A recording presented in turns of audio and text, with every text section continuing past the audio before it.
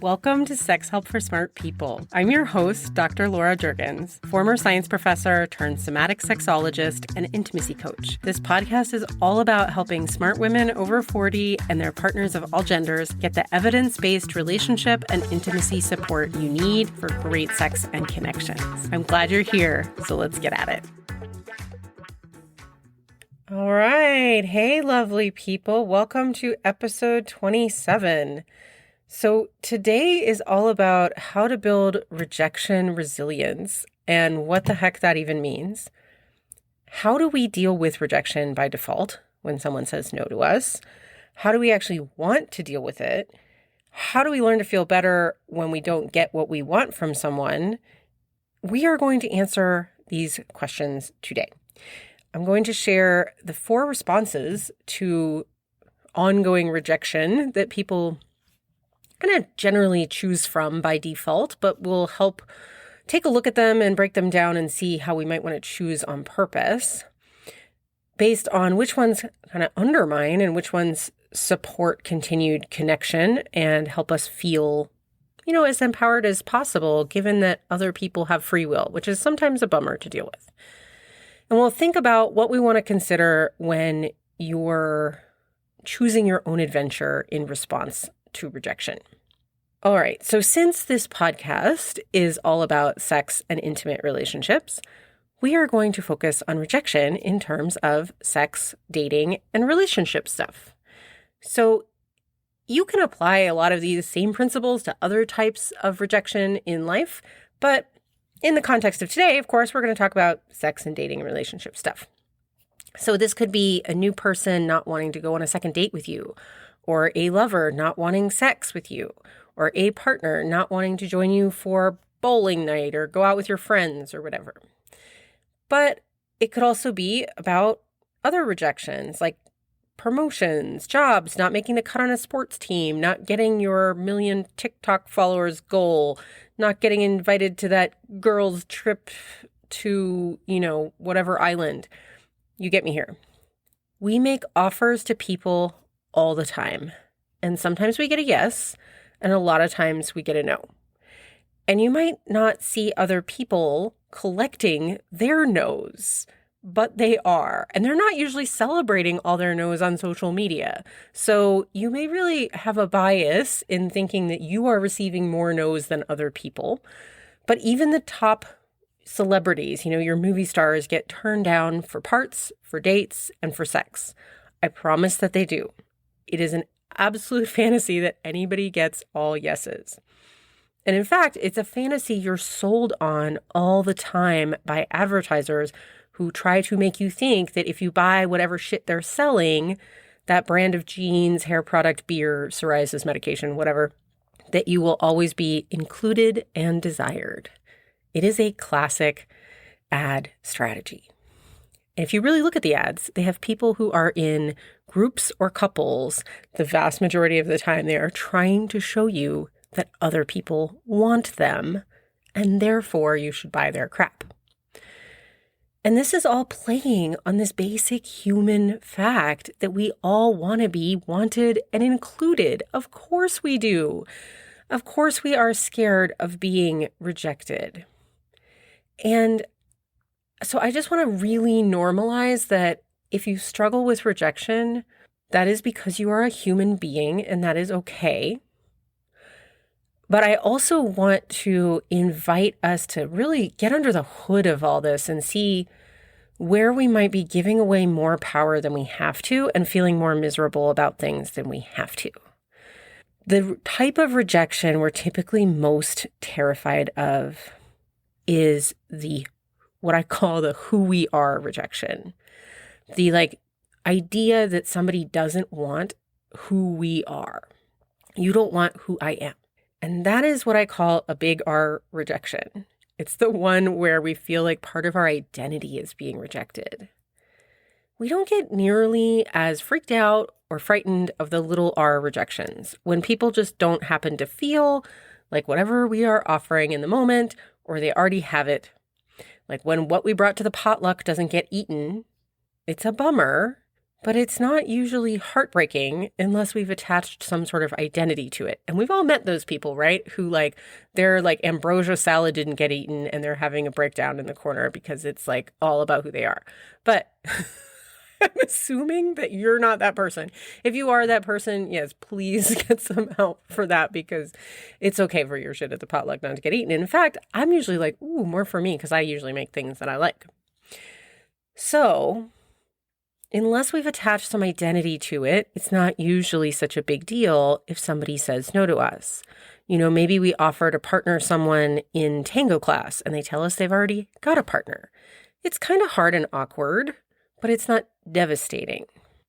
Contrast this with that moment in middle school, the kid who is not just the last picked in gym class, the one left over after the last one was picked in gym class. And I hope somebody needs to tell me, please tell me that they don't do this in gym class anymore like they did when I was a kid, because this is a classic, traumatizing experience for people. But anyway, the kid who's left over after the last pick in gym class and has to slink off to the team that never chose them and didn't even pick them last. That is devastating. That stays with you. I know, because that was me and it stayed with me. And I can feel in my body how horrifying that feels right now, decades later.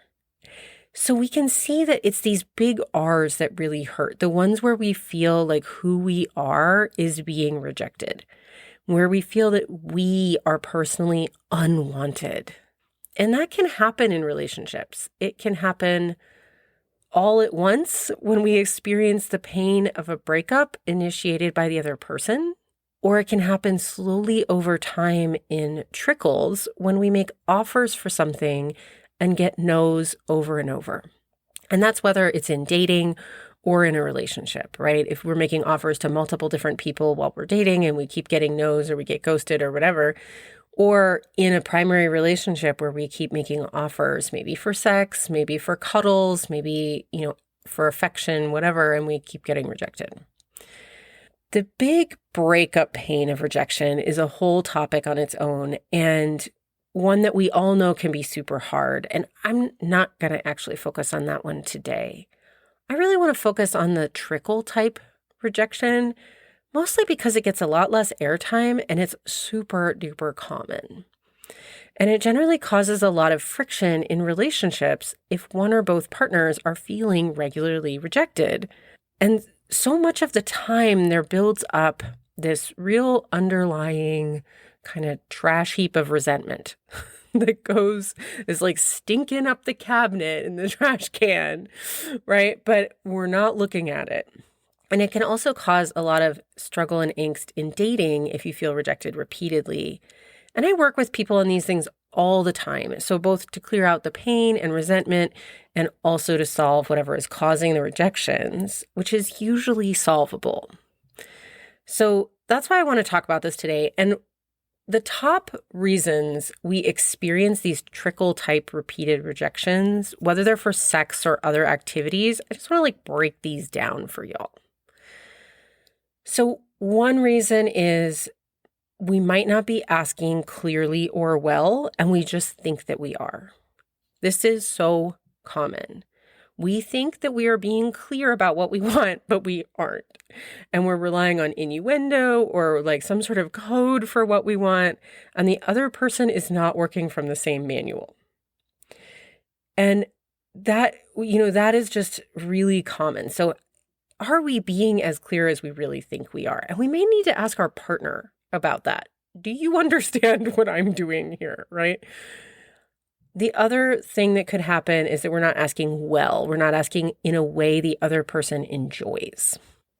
Okay. So and in fact, maybe hit up that podcast episode on initiating sex, because that has a lot about sort of how to talk about the ways that you both enjoy initiation and how to make invitations and figure out what kind of invitations your partner might enjoy. So that's one. Number one, we're not asking clearly or well. We just think we are. So number two is we're missing a warm-up that is needed.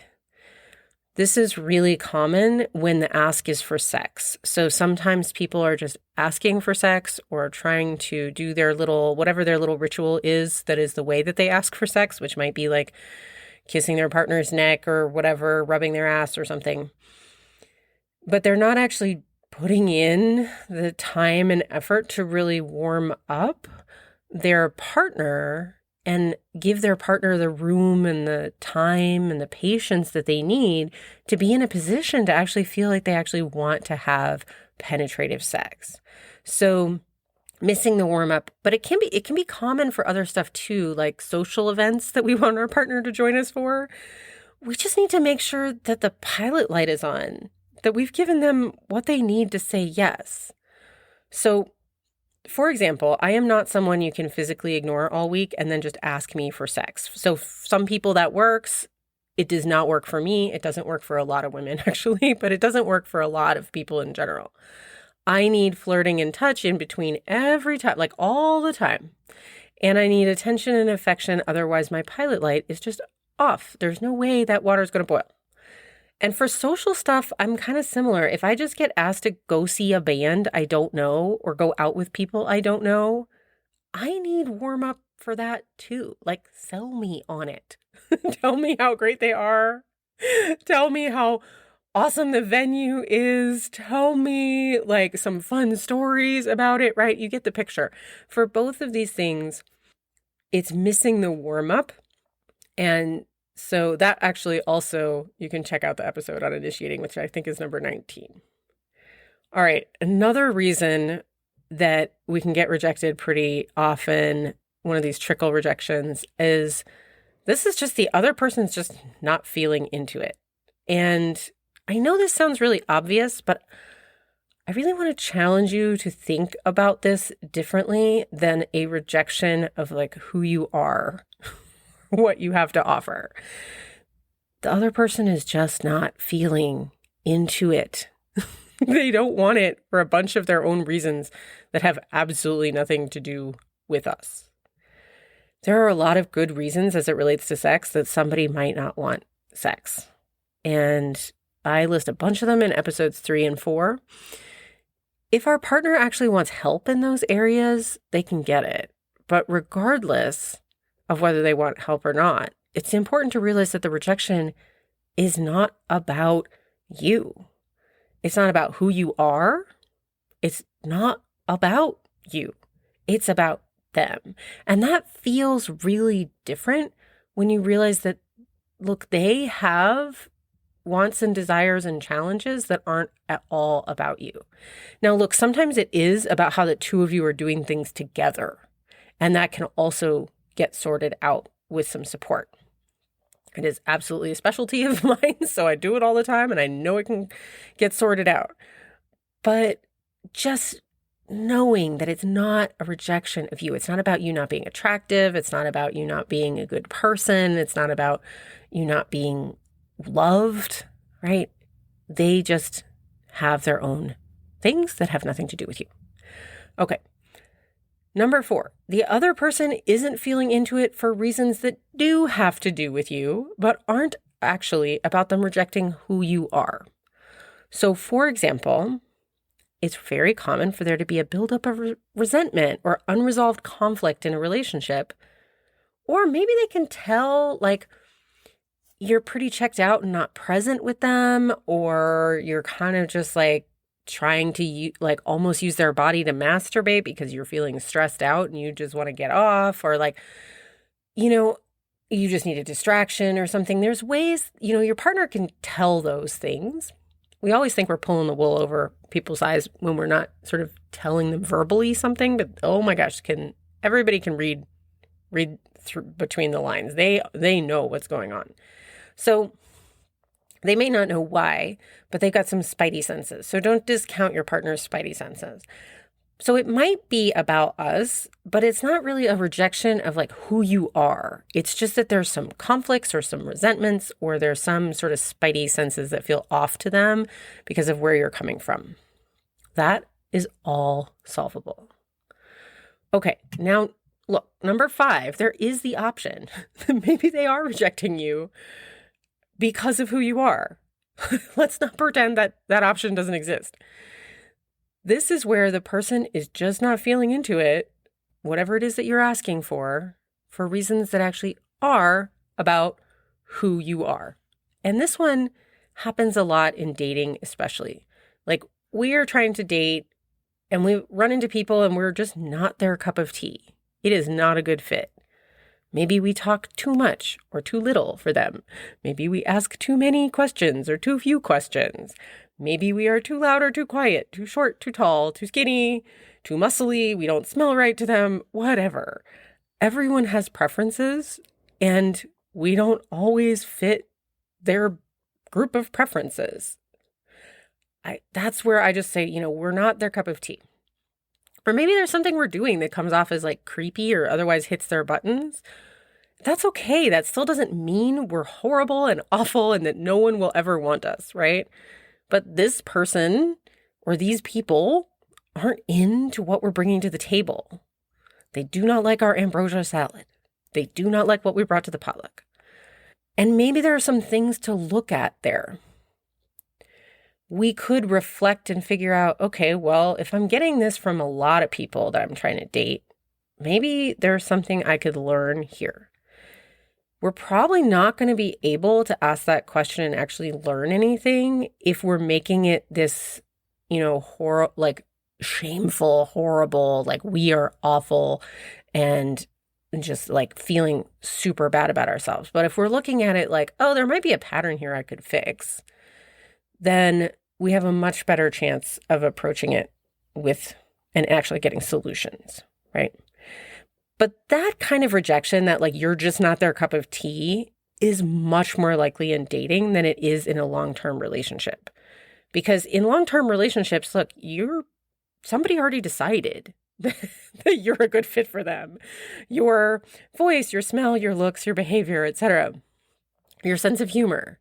Now, look, if those things change dramatically or that person changes what they want, maybe you're not such a good fit anymore. And that might mean like renegotiating, making some decisions, deciding if you want to change or learn, if they want to change or learn, or if you need to move on and, think about uncoupling on purpose. But just notice that of all these things these 5 things on the list, only one is actually about who we are. And even that doesn't mean that we're horrible, awful, no good, and no one will ever love us. So that's how it feels when we let that, like gym class type of rejection in. It feels like we are just like unlovable and unwantable. And I just want to challenge that we don't have to make it mean that, I would love to be in a situation like middle school gym class again. Sign me the fuck up, because I would love to have the experience again where I get to show up as who I am now. And if people are just picking teams, I'm like, who I am now would have so much fun with just tearing that whole structure down. And just be like, I do not care. You want me on your team? I'll be on your team. You don't want me on your team? Like, fuck off. It's your loss, right? But I was not there as a middle schooler. I was not there as a little kid.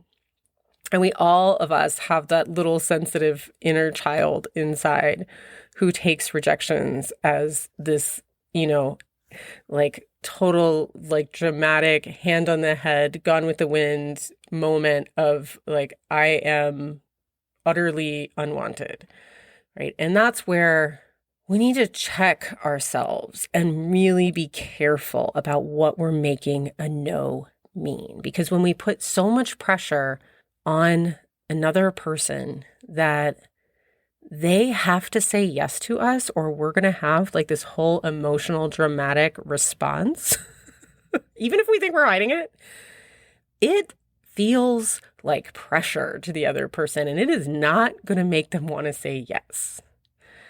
So checking to make sure we're not putting so much emotional baggage on any sort of like, request that we make of anybody for any activity, whether it's sexual activity or not.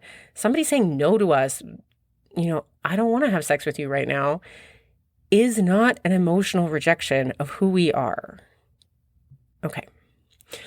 So our core being is not, your core being is not a problem. Most often it's some aspect of like changeable behavior or some sort of fit situation or something going on with them or something just going on between you. And behavior change options are really, behavior change is not as hard as everybody makes it out as, but it does usually benefit from having some support and some help and somebody to help you identify like what is it that you're doing and help you practice doing something different. And I mean, that's exactly what I do. That's my whole job. And I love it. But it is also really important to, like, I just want to emphasize that there will always be no's. And that is a good thing. Your behavior change options can lower your no's dramatically, but you will still get no's, and it is good. No one needs to get everything they want all the time, including me. I'm really glad I don't get everything I want all the time. I would be fucking insufferable. We are not entitled to people catering to our every desire. Thank God, right? It is okay to have other people have free will and, they say no, and I am so grateful for their no's. I am so grateful when someone says no to me because I know that they are protecting and caring for our relationship by not people-pleasing me and doing something they don't want to do, which is just going to build resentment and break the connection between us. I am so glad when they tell me an authentic no. But what we don't want to do is make every rejection that sort of big R, make ourselves feel awful and horrible every time someone says no. So we need to figure out how we deal with the no's and that we are inevitably going to come across, right? There are 4 main ways. I love numbered lists because I feel like it organizes things for people, and maybe it just organizes things for me, but in my head, it helps me organize things and be like, all right, I don't want to do X, Y, and Z. I want to do that one.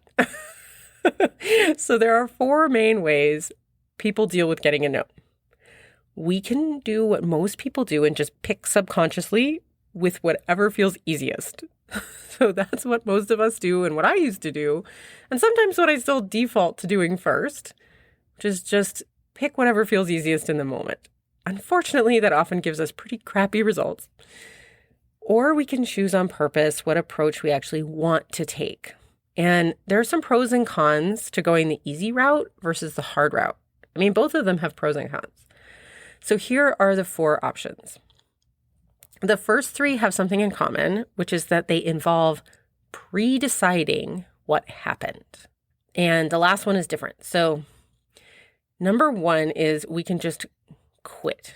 So this is all responses to sort of getting repeated no's, right? So we can just quit asking. This is where we've decided, like, I'm not going to get it, so I just give up.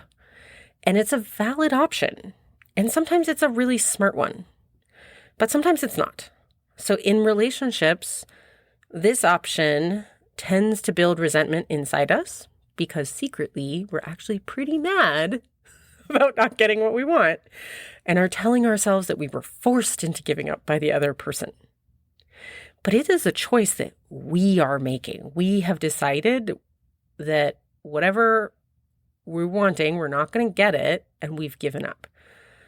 So the rare exception to resentment in this situation is when we have intentionally gone through a deeper process of grieving this thing that we are wanting and not getting, and we've actually gone through the grief of really letting it go very intentionally. And that is sometimes a good choice. But a lot of times people take the option of quit asking without actually knowing whether they're not really ever fully finding out whether it's impossible for them to get it. If you find out, for example, from your partner that it is impossible for them to get it, your partner comes out as asexual, your partner has, a radical, prostatectomy and like they have erection complications and they're never going to get an erection again. And you need to decide that you are never going to have an erections-based sex with your partner. Then, going through a supported grieving process of what you're not getting and really letting that go so that then you can come back and to the table and figure out what you can do together if you so choose. That's a different type of stopping. That's not just like quitting. That's like an intentional process. All right. So number one is that just sort of like stop asking. There are some pros there and there are some cons there, and there's some ways to do it that can be a good option. But there are some cautions, right, if we're just doing it subconsciously. So number two, another option that people take a lot is we can just get mad at the other person. So if we want something, we're not getting it. One common option is just to get really mad and blame the other person. And we often will either shame them verbally, or we will fume silently and give them like the silent treatment or the cold shoulder. The decision we've made here is that it's their fault that I'm not getting what I want. And obviously this one also has a heap of resentment baked in. The other person will know that we are blaming them, by the way, and we can't fool ourselves into pretending that they can't tell. They will know. They might not know all the details, but they will know something's wrong. And so that is an option that a lot of people take, and I've certainly taken it before without really thinking about it.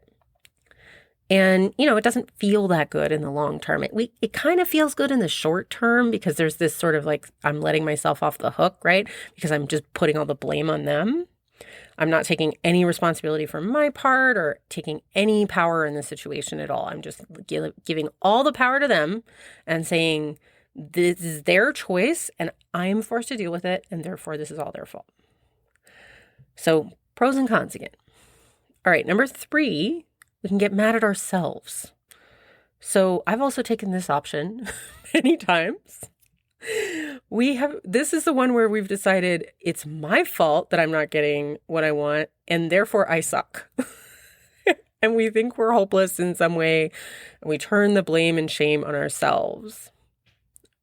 And this is what I used to do about gym class rejection, is I used to just think I suck and therefore I'm not getting chosen by people.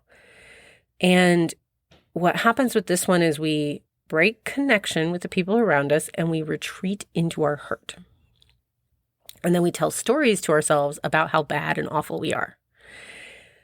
And just a reminder, those stories are not true stories. Those are just optional stories that we are telling, right? It is not an option that feels particularly good.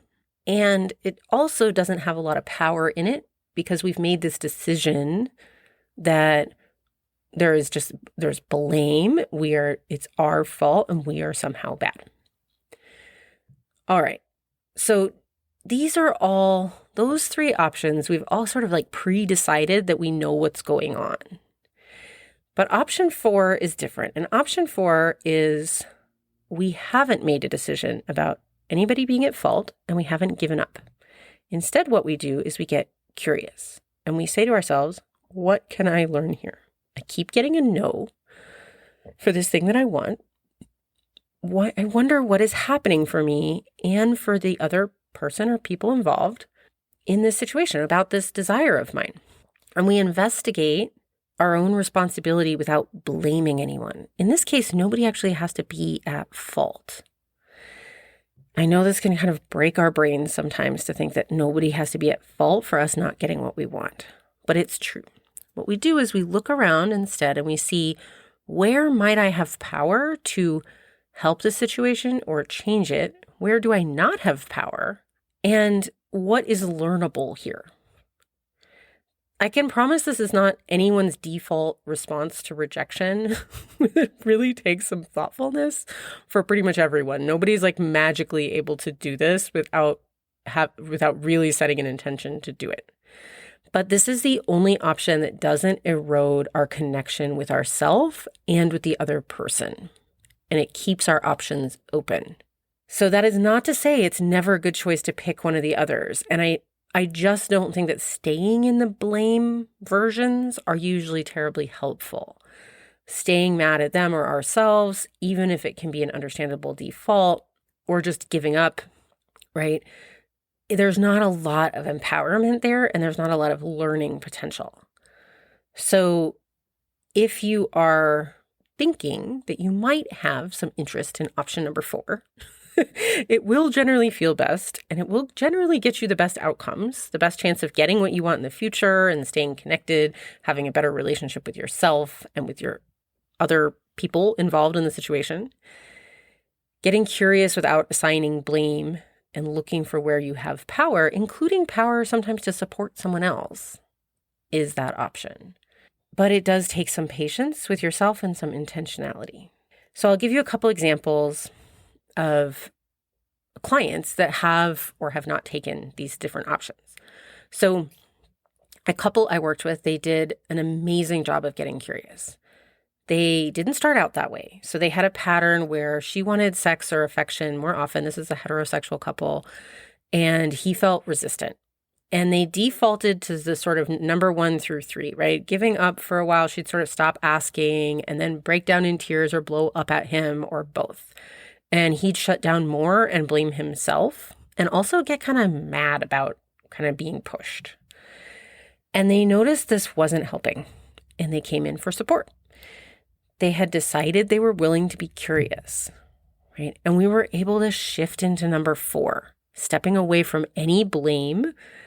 And once we were able to actually step away from any blame and talk when they weren't activated or triggered by each other through this pattern, right? They were both open to seeing their own roles and how they were playing this out. And we were able to figure out what would actually help them feel more free and connected, and what was behind the behaviors for each of them. What was it that they needed? And find playful, fun ways for them to reconnect sensually and sexually. And it was even like, they've been doing this for years, but it was pretty quick. We diffused the tension in about, 4 or 5 sessions. And then the rest of their time with me, we spent helping them navigate the ups and downs that come once you've sort of you've released the tension, right? And you're kind of back connected together. And then you go through the situations that typically trigger that pattern and play with new ways of approaching it. And then we also did all kinds of fun stuff like discovering and communicating deep desires and stuff too. No more roller coaster pattern, no more pulling away, blow-ups, breakdowns, just more connection and working through things together in a fun and curious way. So I want to contrast that with this guy I met a few months back. So this was somebody he's an expat, so he's from a different culture and living in the US. And he was getting rejected a lot, asking women on dates. He decided American women are just super sexually repressed, and that's why he can't get sex or a relationship. So notice, and there are definitely cultural differences, including sexual repression in the US. I absolutely acknowledge that. But so this guy's doing number 2. He's blaming the other person, and it's going nowhere for him. He has zero power in that situation as he's created it. He would have to move and try his luck elsewhere, which frankly, I don't think would work because he's just going to take the same pattern with him wherever he goes and keep blaming the women somewhere else for whatever other reason he concocts, right? If he'd instead asked what was in his power to change about his own approach, he could get somewhere. And so that's what I offered. That's what I told him, because I help people with this all the time. I even go on mock dates and give feedback. I help men with this regularly. But this guy wasn't willing to get curious. He was really focused on his explanation that it was American women and their sexual repression, which is why his appeals to them wasn't working, right? So you can see how that blame just stopped any hope of progress.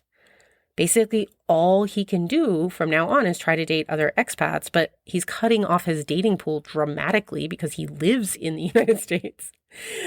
And chances are he'll find some other reason to blame the expat women for not responding the way he wants either, because we tend to take our patterns and just repeat them in different flavors, right? So here's what I want to send you home with today. So it's worth remembering in any situation where you're getting a no to try as hard as you can to make it a little r and not a big R. It's not about who you are. And this is what people mean when they say, that don't take it personally thing. But that never made any sense to me. And I kind of hated that advice because it's really unclear how the heck to do that. People just say, well, don't take it personally. Like, well, how do I not? Right? And so that's what I want to invite for you here is how to actually not make it a big R, is to actually remember and list, like write it down, all the other reasons that you might be getting a no that have nothing to do with you being unlovable or undesirable or unwanted as a human being. So get really curious and active about finding other interpretations to help your brain not make it about who you are. Number 2, see if you can get curious and look for where you can take some responsibility without taking blame or blaming the other person. So the difference between responsibility and blame is like, this was really hard for me for a long time. So I explain this and, skip it if you totally understand it. But for me, it really took me a while to internalize the difference. And it made such a huge, profound shift in my life that I don't want to skip over this part for people. So my analogy is like blame. So responsibility is like having a dog that shits in the yard. Okay. And the dog has shit in the yard, and you could sit there and just say, well, I didn't do it, so I'm not to blame. I'm not going to do anything about this. Right?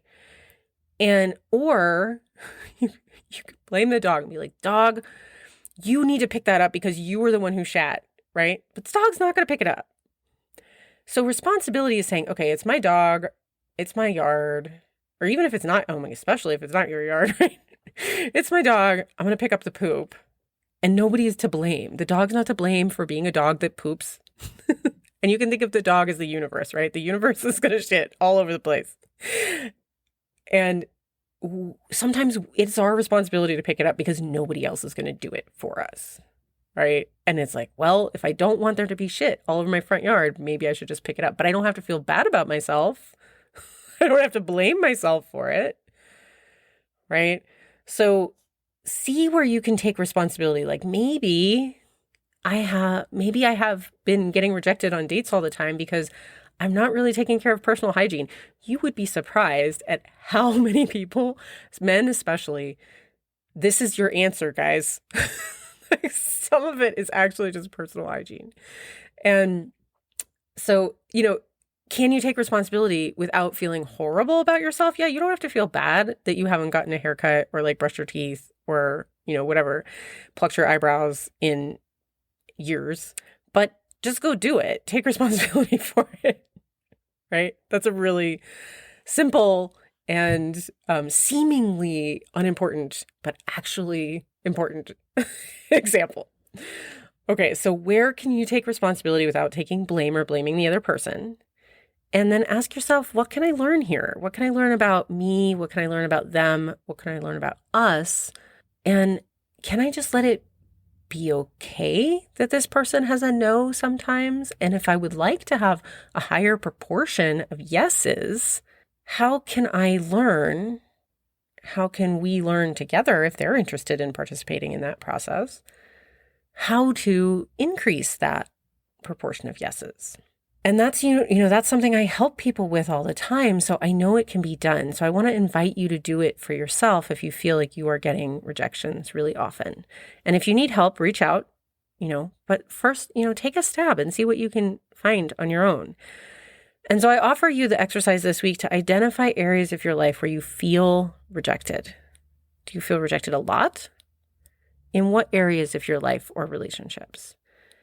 And then get curious about whether you're making the rejection about who you are, like a big R rejection, and get curious about what else it could be. So that's it for today, my loves. I will see you here next week. And I hope you have a week full of both yeses and nos, and let them both feel good. Hey, if you're curious about how you could have better sex and connections, go grab my free guide, Find Your Secret Turn-Ons. It's right on my website, www.laurajurgens.com, and the link is in the show notes. I'll see you here next time.